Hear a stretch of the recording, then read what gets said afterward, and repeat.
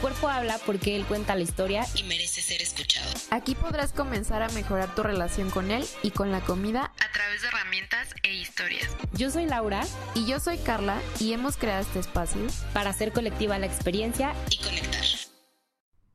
En México cada hora mueren 1 o 2 mujeres de cáncer de mama. Hoy por hoy, una detección temprana de los cánceres de mama salva vidas. Y como bien sabrás, el día de hoy es el 8M, Día Internacional de la Mujer, y de solo compartírtelo se me pone la piel chinita porque decidimos tocar un tema sumamente importante.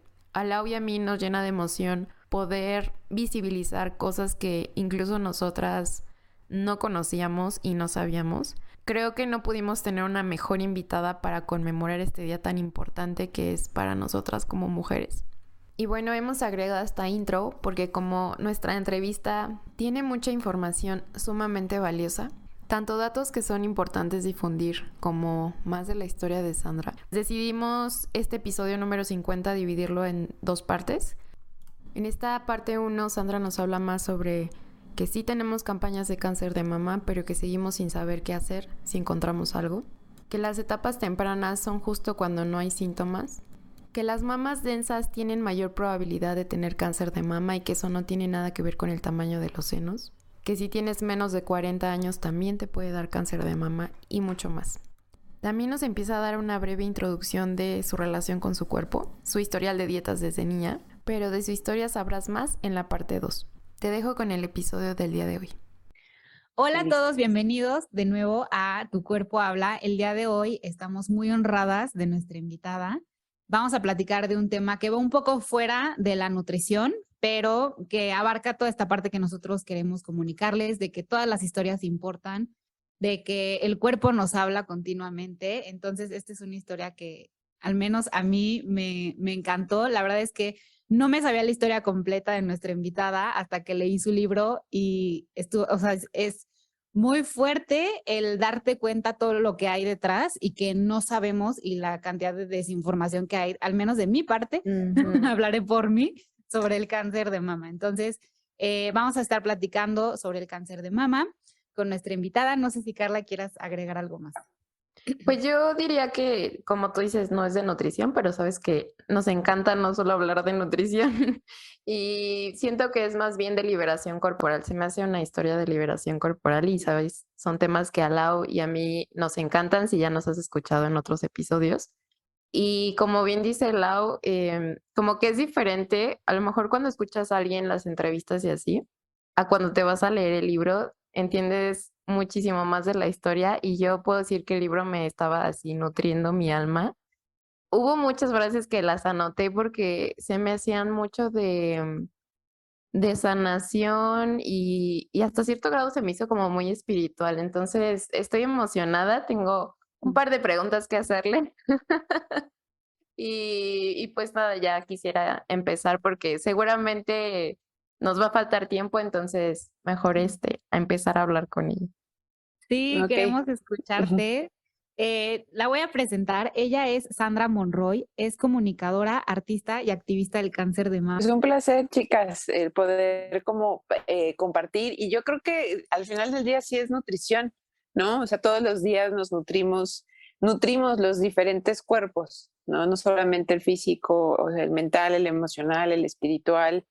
Y de hecho, pues no estamos divididos, ¿no? Sino estamos construidos, o sea, nos dividimos para poderlo entender de una manera, pero al final del día es un sistema que está integrado uno del otro y que depende uno del otro. Entonces, sí creo que sigue siendo completamente nutricional. Y de hecho Ya eso me se acabó tu recuerda, me recuerda que le presumí a mi pareja que mi primer libro del año y me decía qué tal y le decía me siento como muy nutrida del alma. O sea, sí, es verdad Qué que es bonito.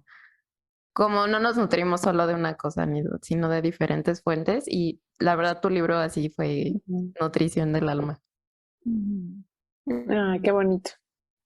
Pues adelante, chicas, démosle. Démosle. ¿Por dónde te gustaría empezar, Sandra? Si quieres platicarnos un poquito más sobre tu historia de cómo llega el cáncer a tu vida y cómo fue este impacto para ti como sobreviviente del cáncer de mama. siempre la historia se cree que se debe de contar cuando te diagnostican cáncer, ¿no? Y yo creo que la historia se debe de contar antes del cáncer, ¿no? Porque no empieza la historia ni siquiera cuando te dicen esto no me gusta, sino empieza tiempo antes y esa es parte del relato. O sea, a mí en la Fundación contra el Cáncer de Mama, FUCAM, me salvaron la vida 12 años antes de que yo desarrollara cáncer. O sea, ¿sabes? Sin saber si Mm. pudiera, si lo iba a desarrollar o no. Y es una de las cosas que quiero resaltar porque justo hace unos meses, un mes y cacho, días, semanas, no sé, el año pasado, hablaba con autoridades del INCAN, en donde la contestación fue: a nosotros no nos importan las mujeres menores de 40 años, porque en nuestra estadística, las que importan son a partir de los 40. A Ok. mí me alarmó muchísimo ese comentario, me alarmó muchísimo el hecho de saber que una institución como ese nivel, ¿no? No estén volteando a ver a las menores de 40 por una cuestión estadística. En FUCAM, gracias y por fortuna, esa estadística sí la llevan a cabo, pero no, o sea, ¿sabes? Es como, Mm. sí, eres muy joven, sí tienes una bolita de grasa en aquel momento, tienes que venir a cada año a hacerte un ultrasonido mamario. Eso a mí me salvó la vida. Eso me salvó la vida porque llegué a una institución en donde no les importó si yo no tenía los 40 años. Yo Mm. llegué a los 24, sí, a los 24 años, con esa bolita de grasa, que no era cáncer, que era una bolita benigna, como muchas también de las bolitas que cualquiera puede tener.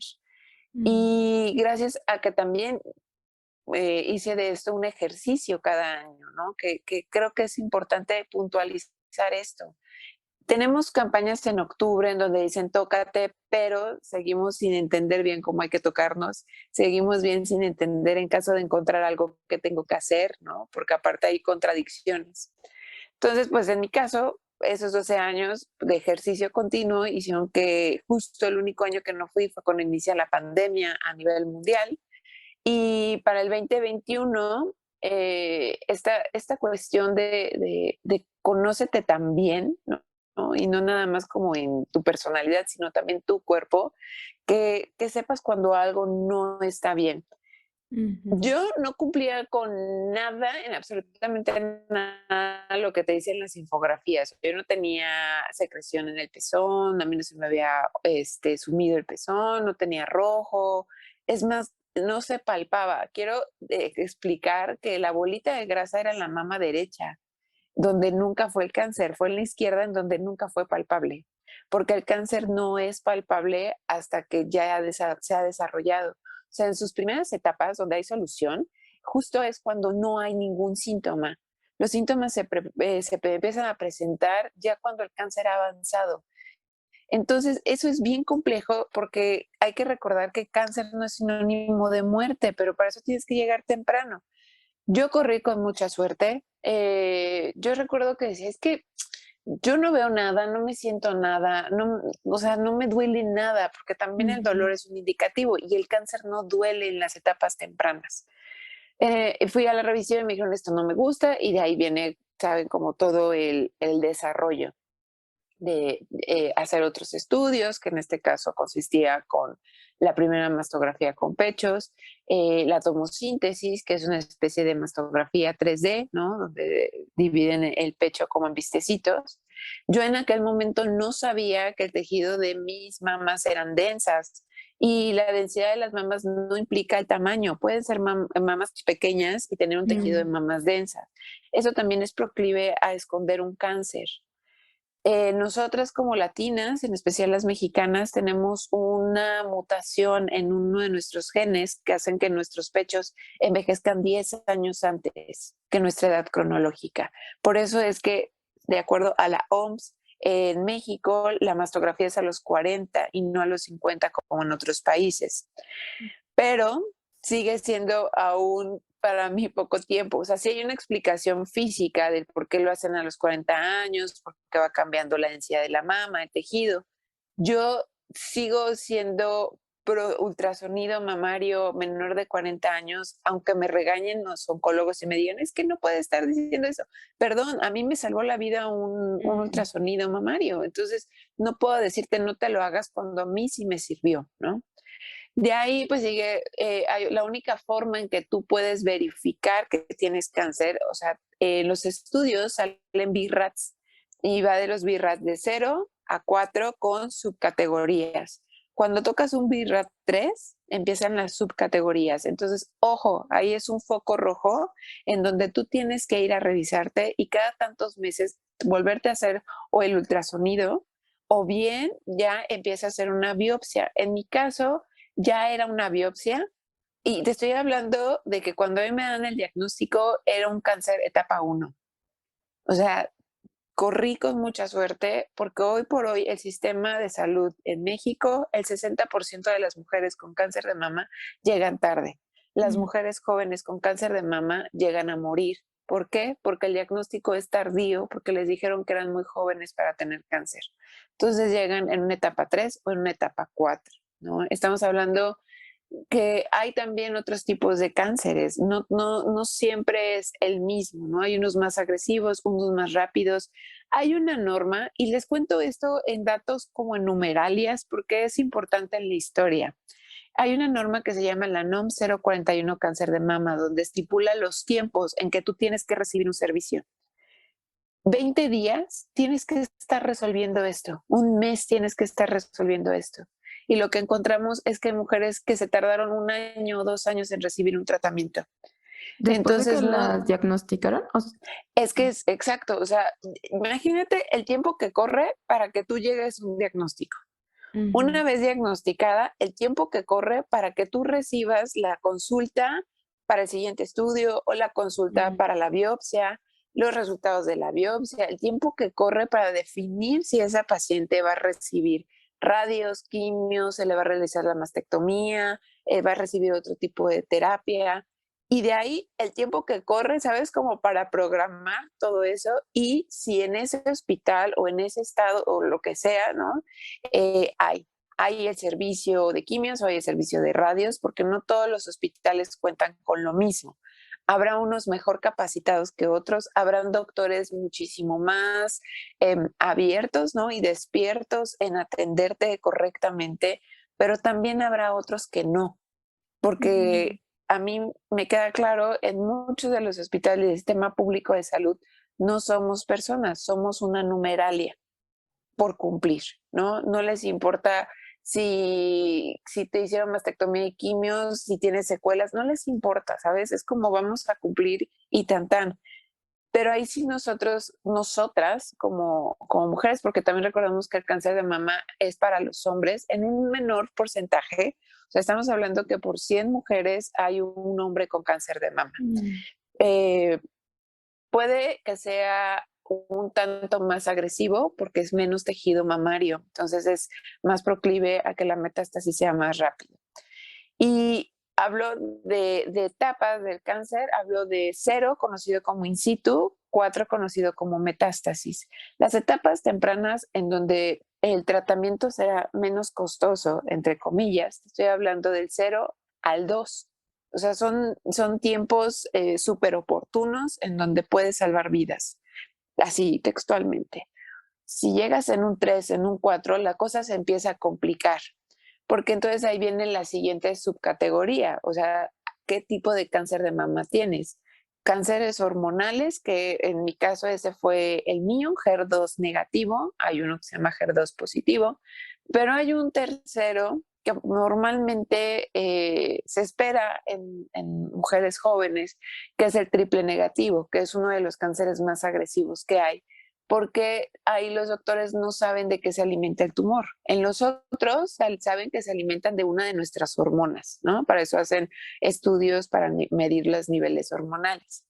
Cuando a mí me dan el diagnóstico, el doctor me dijo, ¿sabes qué, Sandra? Eres muy afortunada porque las mujeres de tu edad llegan a la última etapa o llegan a morir. Yo no había como carburado más allá, porque a mis 36 años yo solamente veía, ¿sabes? El octubre rosa, las mujeres con los gorritos o los turbantes, los moñitos, pero jamás había reflexionado con respecto a que nunca había visto un cuerpo en una campaña real de mujeres mastectomizadas. No sabía justo cómo estas subcategorías de cánceres. Hay otros cánceres también que suman a estos que ya dije, ¿no? Como el de cáncer de mama inflamatorio, que son unas cosas impresionantes que se pueden confundir con mastitis, ¿no?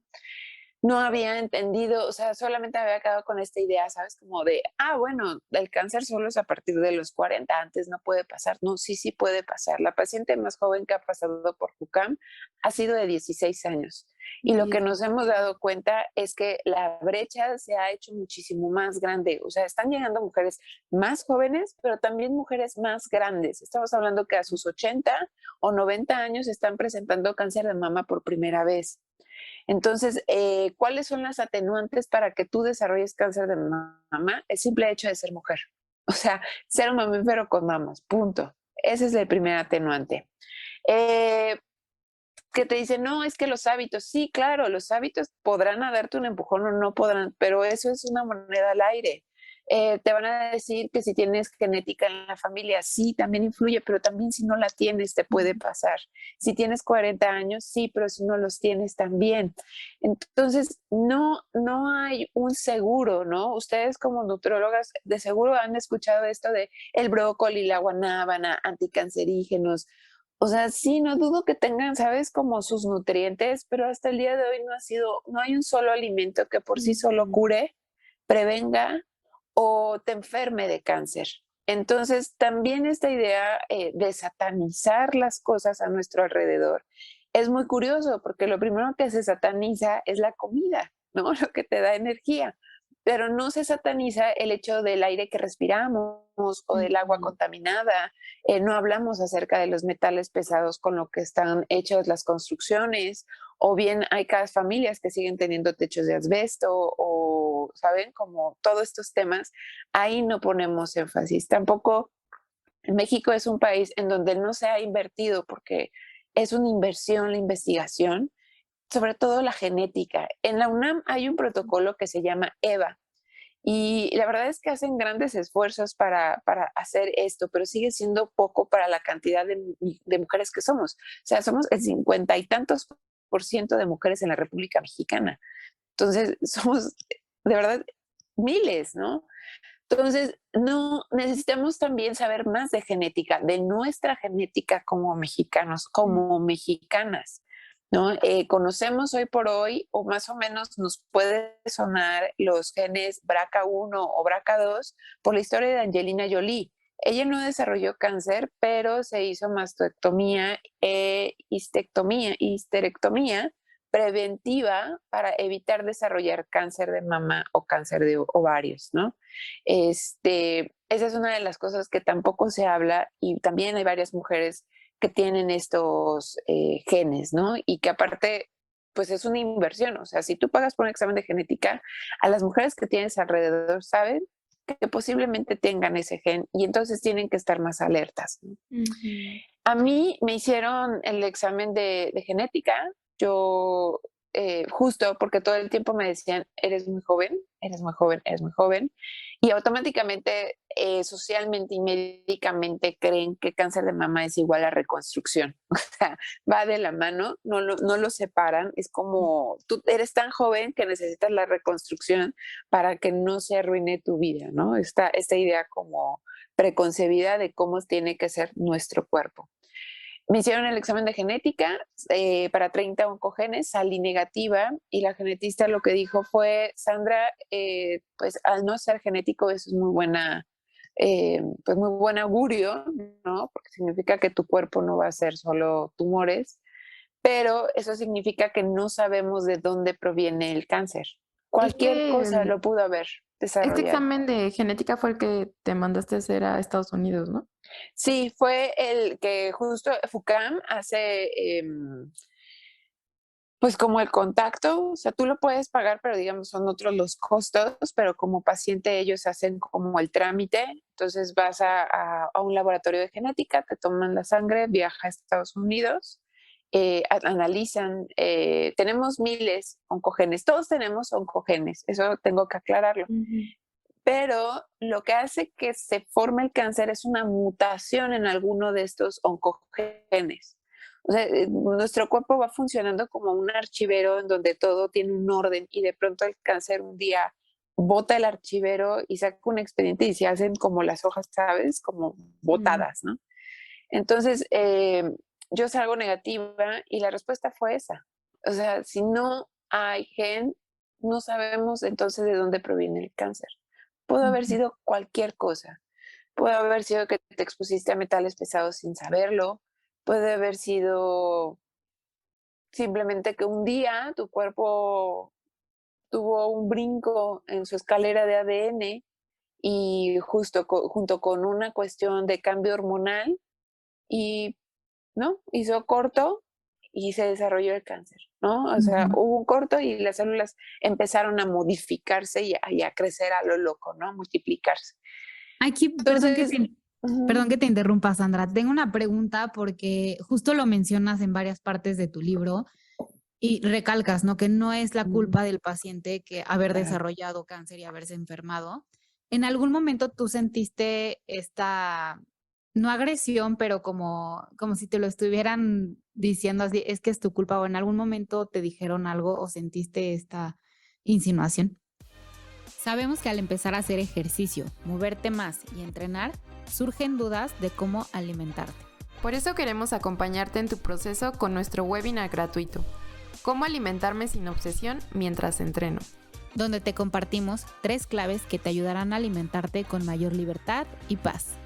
Será el jueves 23 de marzo a las 8 p.m. hora México en línea. Si te interesa o sabes de alguien que podría interesarle, te compartimos la liga de registro en las notas del episodio y en nuestras redes sociales. Si no puedes estar presente, tendrás la grabación disponible por 10 días. Ujú.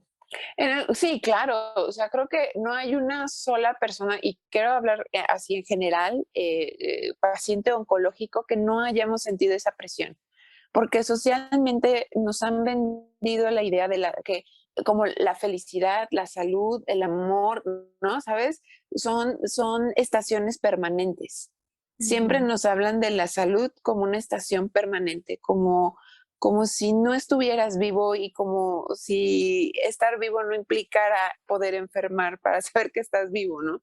Por supuesto, o sea, socialmente es algo hiciste mal y más, y sobre todo creo que hay una carga más pesada para las personas jóvenes, ¿no? Hombres o mujeres que enferman, porque es como algo hiciste mal, o sea, la gente joven no enferma, ¿sabes? Con esta idea de la gente joven tampoco muere.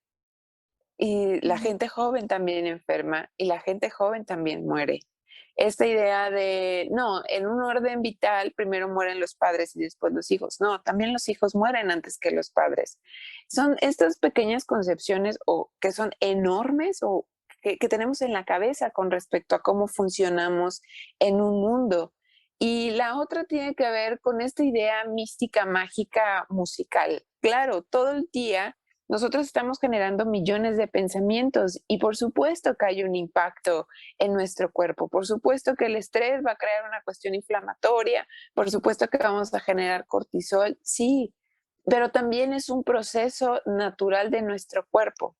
Pero esta idea mística, mágica, en donde muchos, y sobre todo gente que ni siquiera ha enfermado, que no entiende esta enfermedad, dice, claro, desarrollaste cáncer porque fuiste negativa, porque eres rencorosa. Claro, si Ujú. fue de mama o cervicouterino o algún cáncer de cuestiones genitales, ¿no? Van a decir, claro, tienes problemas con tu feminidad o en el caso de los hombres con tu masculinidad y no va por ahí.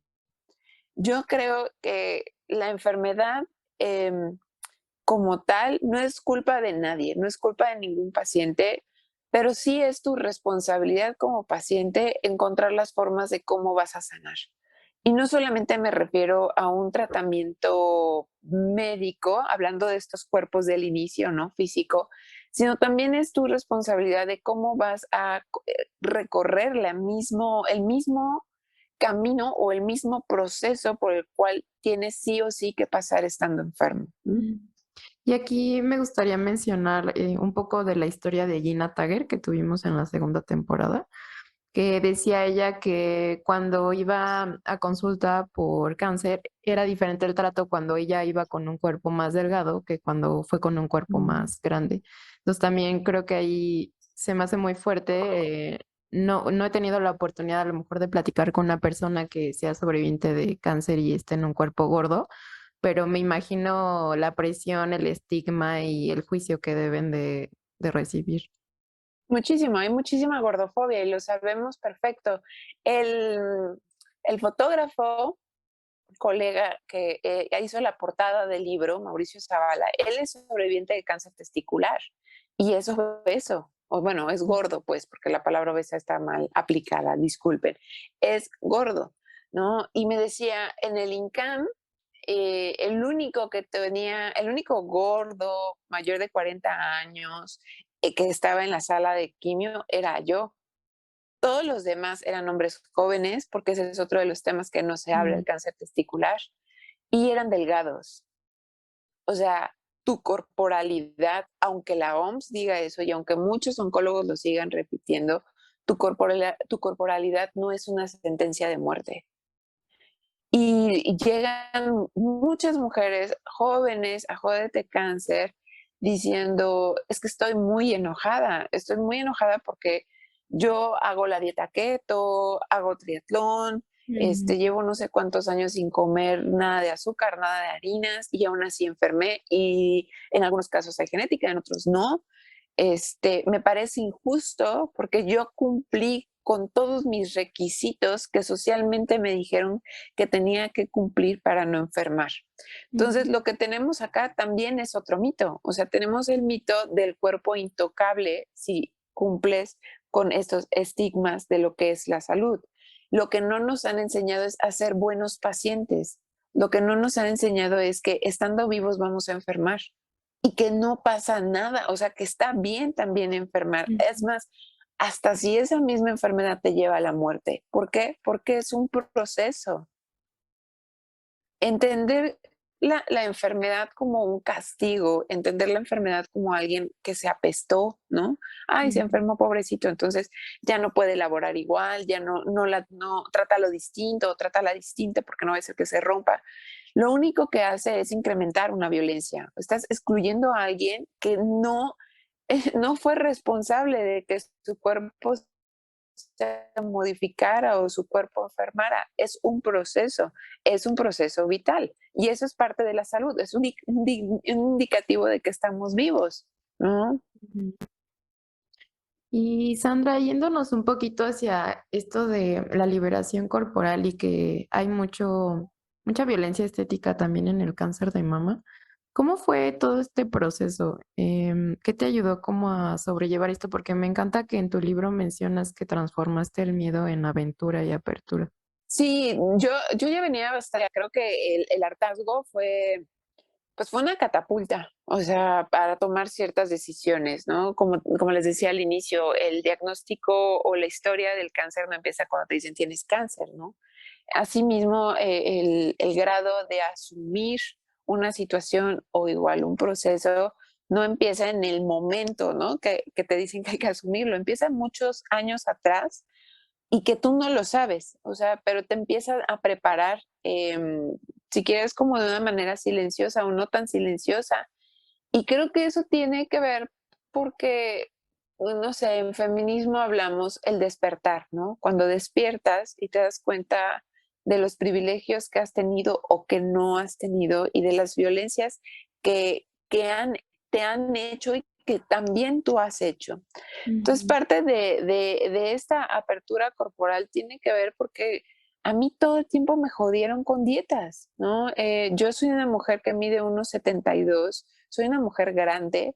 em, Todo el tiempo me vendieron la idea de que era una mujer gorda. No, soy una mujer grande, ¿no? O sea, entonces desde niña, y lo digo así, o sea, no mi núcleo cercano, no fue mamá, ni papá, ni amigos como tal. Ellos siempre me protegieron hablando como en la libertad de ser quien tenía que ser, o sea, jamás me impusieron nada.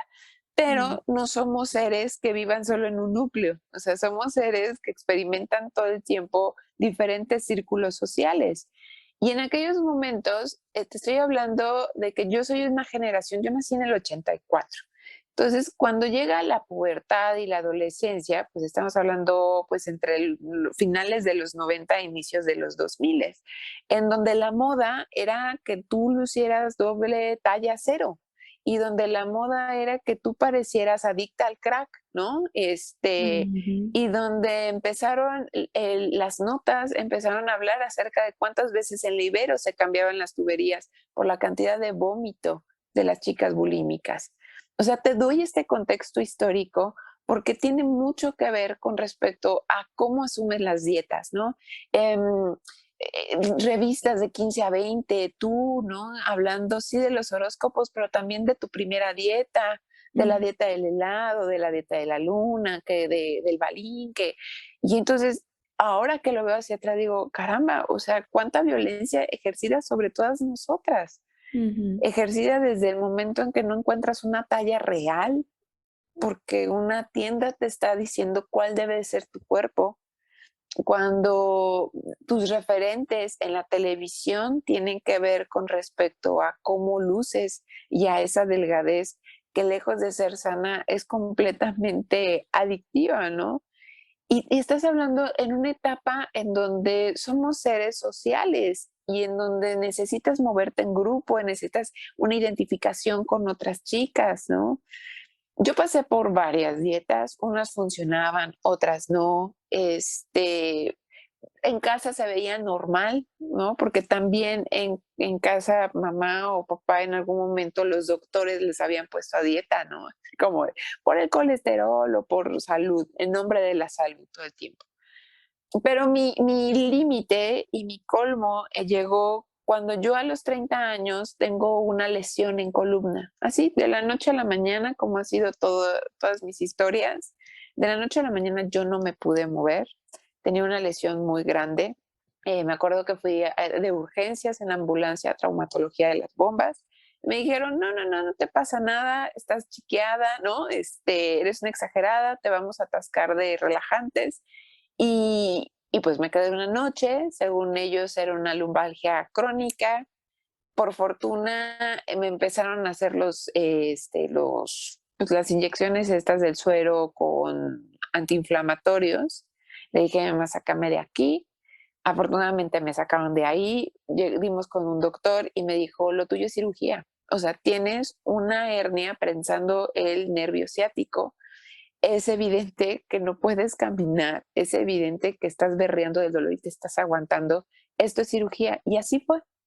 Entonces, con esta idea de que en el cuerpo esbelto tú no te vas a lastimar de la espalda, tú no te vas a lastimar de las rodillas, Ujú. la cirugía sale muy bien, no quedo con lesiones, empiezo mi rehabilitación y parte de esta idea de no volverme a lastimar por semejante episodio de un nivel de dolor enorme, me someto a una dieta con un bariatra. El bariatra recomendado por un cardiólogo. Yo digo, bueno, si el cardiólogo lo recomienda, seguro es buen bariatra.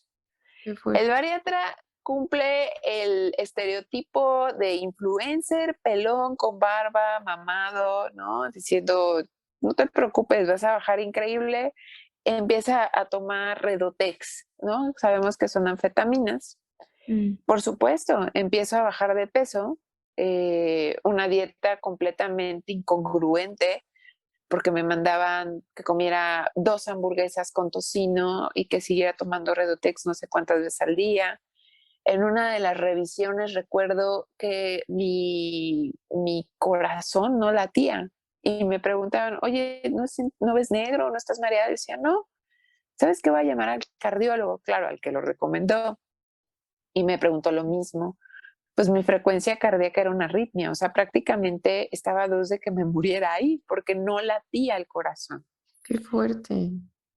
No, ¿sabes? No iba entendiendo. Pasé de los comentarios a qué bien te ves, delgada, a oye, a mi mamá, oye, como que a Sandy ya se le pasó la mano, ya se ve enferma.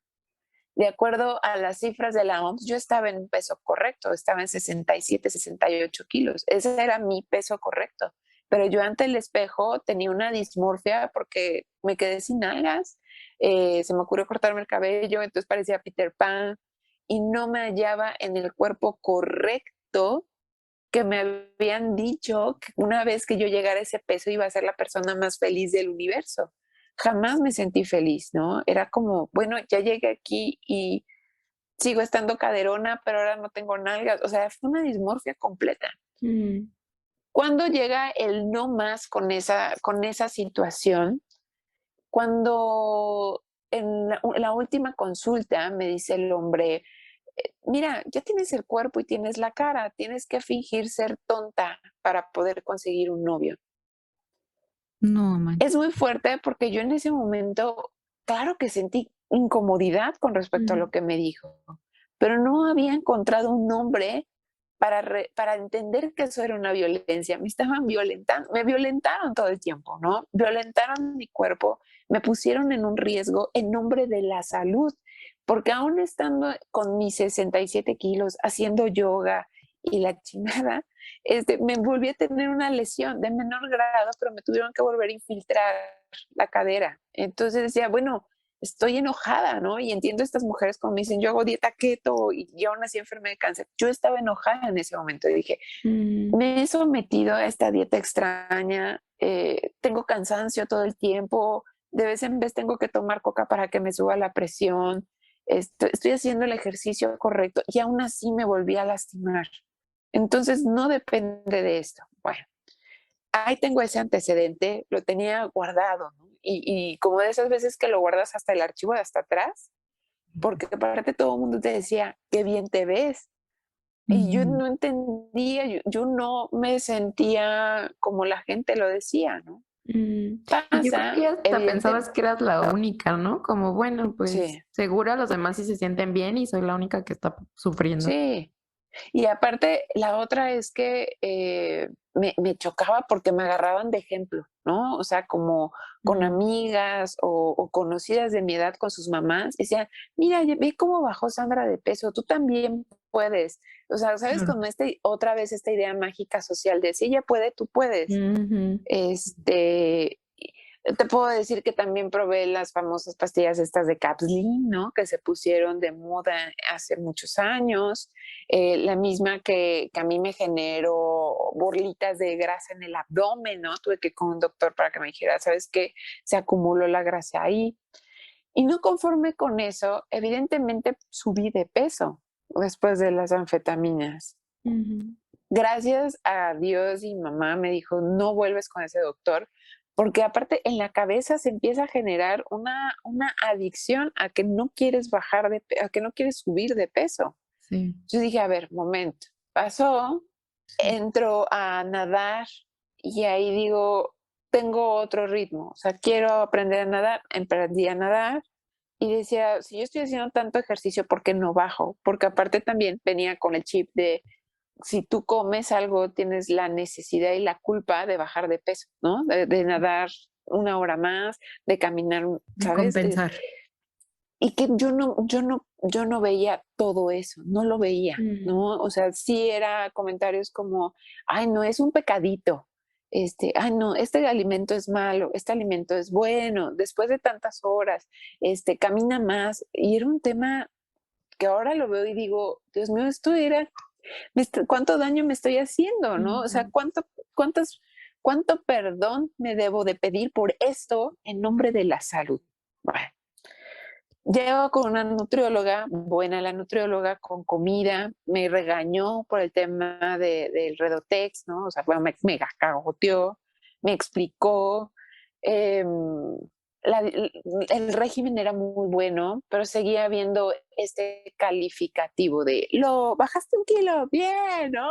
Uy, no bajaste, perdedora, ¿no? O sea, porque la misma escuela, o sea, la misma escuela de ustedes como nutricionistas y la misma escuela médica, ¿no? Como patriarcal y en general pues, de la humanidad de palomita tache y de ahí no sales, ¿no? Sí. O sea, nadie nos ha dicho que que a veces tu peso no tiene por qué coincidir con tu estatura, que la OMS puede tener una cifra, pero que tú tienes una corporalidad distinta, ¿no? Que un perro schnauzer no puede ser un bulldog, ni un bulldog puede ser un gran danés, punto, ¿no? Y todo iba bien. Por primera vez en mi vida empecé a sentirme fuerte, no delgada, fuerte. Empecé a encontrar un ritmo saludable en hacer ejercicio, en comer. Y llega la pandemia. Y con la pandemia, entonces viene como toda esta historia que ya hemos platicado con respecto al cáncer. Hasta aquí termina la primera parte que tuvimos de esta entrevista con Sandra Monroy. Te invitamos a que el siguiente miércoles escuches la parte 2 en cualquiera de tus plataformas favoritas. Nos encantaría que nos escribieras a nuestras redes sociales tu opinión sobre este u otro episodio que te haya gustado. No olvides que nos puedes encontrar como @tucuerpohablapodcast en Instagram y Facebook. Y para que no te pierdas ninguno de nuestros episodios, no olvides suscribirte y calificarnos.